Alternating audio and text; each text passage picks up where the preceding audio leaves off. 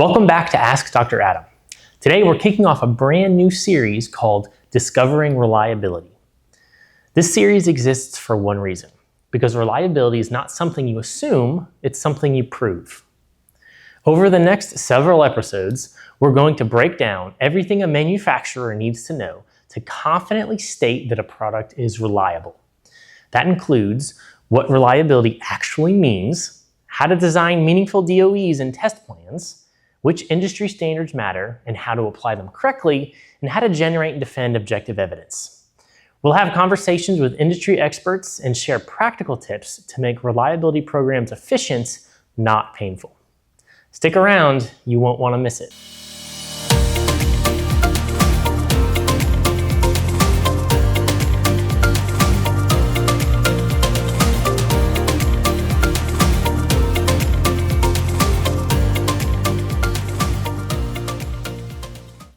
Before we talk about reliability, we need to align on what it is.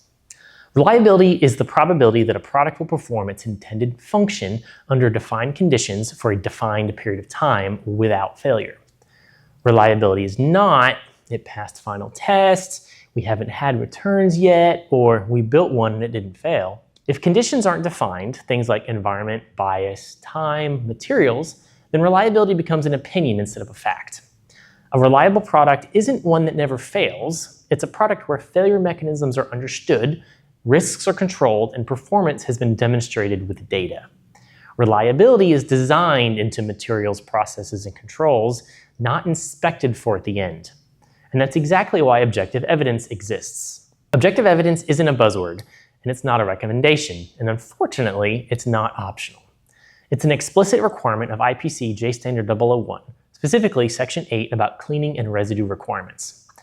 What IPC recognized is that there's no single cleanliness limit. So instead of prescribing a number, IPC assigns responsibility to the manufacturer.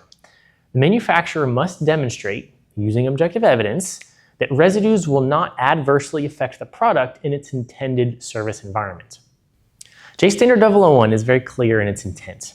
Unless otherwise specified by the customer, the manufacturer shall qualify soldering and cleaning processes that result in acceptable levels of flux and other residues. And then comes the key requirement. Objective evidence shall be available for review. That means you don't get to rely on, we've always done it this way, you don't get to assume no clean means no risk, and you don't get to qualify a process using extraction testing alone. Section 8 explicitly states that bulk extraction tests like ROSE by themselves are not sufficient to qualify a manufacturing process. Why? Because extraction tests don't tell you whether the board will survive moisture, voltage, heat, and time. IPC does give guidance on what constitutes acceptable objective evidence. That evidence must demonstrate that actual hardware built with actual production processes will function reliably. Examples include surface insulation resistance testing under temperature, humidity, and electrical bias, historical field performance data showing no residue-related failures, or simulated end-use electrical testing that reflects real operating conditions. The key word is relevance. Objective evidence must be tied to your design, your materials, your processes, and your environment.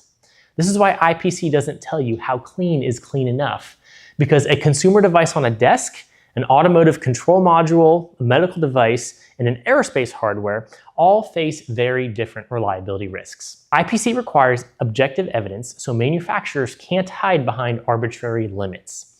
It forces you to answer the real question: will this product survive where it's actually used? And if that question ever comes up in an audit, a customer review, or a failure investigation, the manufacturer is expected to have data. In the next episodes of Discovering Reliability, we'll pick apart the process of objective evidence and talk about designing DOEs that actually answer questions, choosing the right test vehicles, aligning tests with IPC expectations, and avoiding false confidence from meaningless data. Because the goal here isn't more testing, the goal is confident, defensible decisions. Reliability isn't luck, and it isn't habit, and of course it's not belief, it's proof. I'm Dr. Adam, and this is Discovering Reliability. Thanks so much for watching. If you enjoyed the video, don't forget to give it a thumbs up and let me know your thoughts or questions in the comments below. You can also email questions or comments to askdradam@kaizen.com. If you're new here, make sure to hit that subscribe button and turn on the notification bell so you don't miss any new episodes. And as always, stay clean.